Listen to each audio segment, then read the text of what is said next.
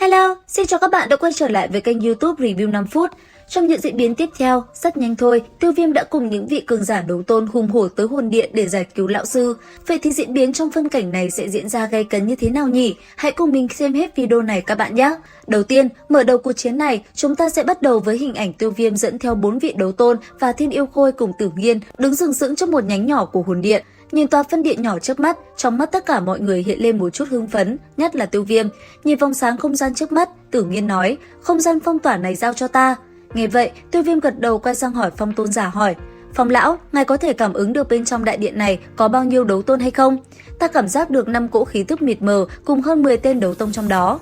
Nghe vậy, Tiêu Viêm gật đầu nói, sau khi phá không gian phong tỏa, chúng ta sẽ thả phệ thạch ma kiến vào trước, các vị ngăn lại 5 tên tôn lão, ta nhân cơ hội đó sẽ lẻn vào cứu lão sư. Bên cạnh, mọi người nghe xong liền gật đầu, sau đó bàn bạc xong xuôi, Tiêu Viêm phất tay ra hiệu nói, đi thôi. Dứt lời, 7 người cũng lập tức hành động, đầu tiên là Tử Nghiên, cô mau chóng mở ra khe hở trên không gian phong tỏa dẫn Kiến Hậu vào trong.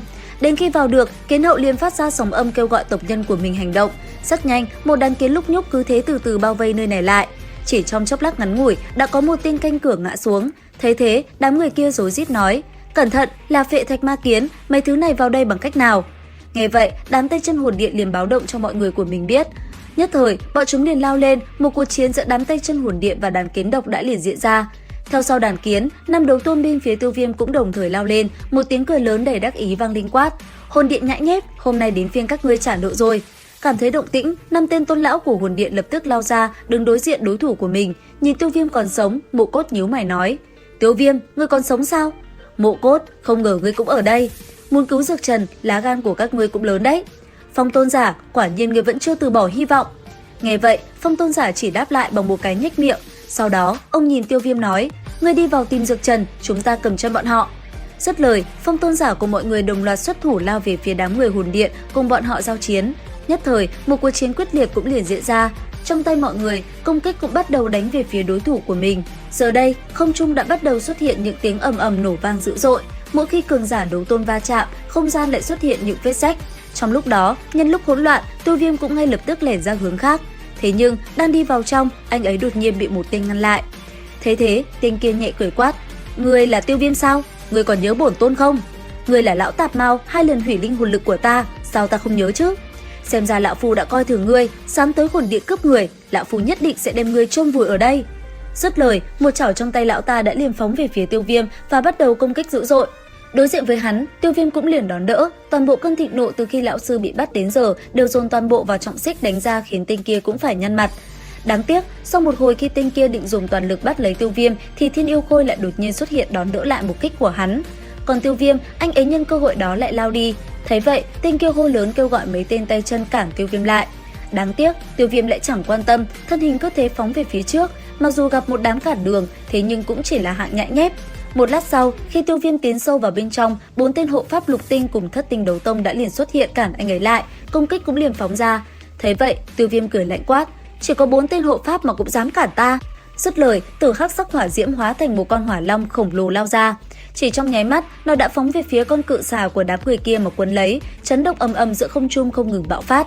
Sau đó, một vụ nổ vang lên, 4 tên kia liền bị chấn bay ngược lại. Chưa hết, vừa khi đánh lui 4 tên này, Tiêu Viêm đã liền triệu hồi ra hỏa diễm nóng cháy thiêu đốt bọn chúng. Trong một giây ngắn ngủi, khi bàn tay Tiêu Viêm nắm lại, 3 tên đấu tông thân thể liền nổ tung, còn 4 tên, Tiêu Viêm khóa chặt người hắn sau đó quát, nơi giam giữ các linh hồn ở đâu, ngươi chỉ có một cơ hội.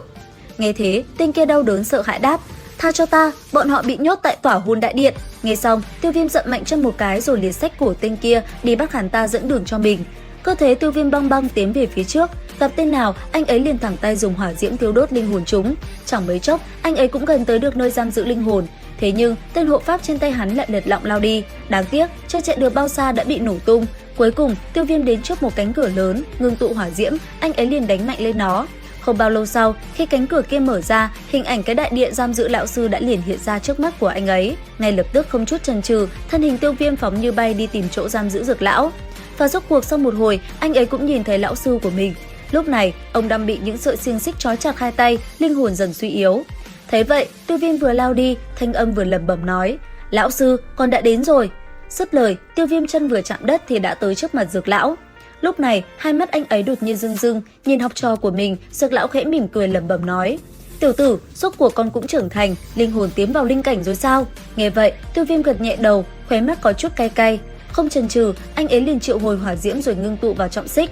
Cuối cùng, anh ấy quát lớn một tiếng, phá! Dứt lời, trọng xích như tia chớp liền bổ thẳng vào những sợi xích giam giữ lão sư. Tuy nhiên, một đập đó vẫn không có tác dụng. Thấy vậy, Tiêu Viêm gầm lên, bàn tay liền cầm vào sợi xích sắt, khiến nó cứ thế nóng lên.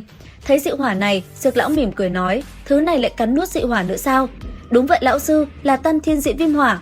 Xem ra mấy năm nay, người cũng gặp không ít cơ duyên. Lời Dược lão vừa dứt, xung quanh ông, sợi xích đỏ rực kia cũng đồng thời vỡ nát. Phá được một cái, Tiêu Viêm lại tiếp tục hành động nhanh chóng phá nát cái tiếp theo. Cứ thế, 4 sợi xích lần lượt tan vỡ, phong ấn giam giữ Dược lão hoàn toàn bị xóa bỏ. Tới đây, Dược lão yếu ớt nhìn Tiêu Viêm nói, đi thôi, hồn điện này quỷ dị khó lường, đầu tiên cứ thoát ra trước đã.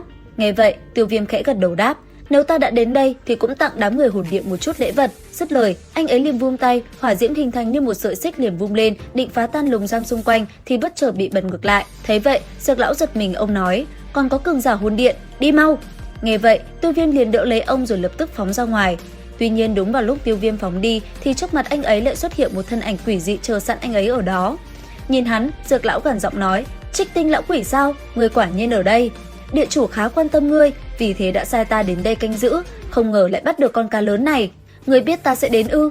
Chuyện sớm muộn mà thôi. Địa chủ còn hứng thú với ngươi hơn cả Dược Trần, mảnh chìa khóa của Tiêu gia, cha ngươi dù bỏ mạng cũng không khai, nhưng ta biết nó đang ở trên người của ngươi. Nghe thấy phụ thân bị tra tấn, Tiêu Viêm đột nhiên hai tròng mắt đỏ lên, sát khí trong nháy mắt đã lên tới đỉnh điểm. Thấy vậy, Dược lão khẽ chuyển âm nói, không nên động thủ, ngươi không phải là đối thủ của hắn.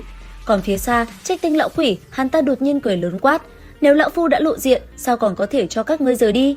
Dứt lời, hắc vụ mênh mông bắt đầu khởi động, trong nháy mắt đã ngưng tụ thành một chưởng ấn khổng lồ đánh về phía Tiêu Viêm. Đối diện với lão ta, Tiêu Viêm lập tức thi triển đệ tam biến ngưng tụ lực lượng, một con hỏa long gào thét từ trong cơ thể phóng ra rồi lao về phía trước.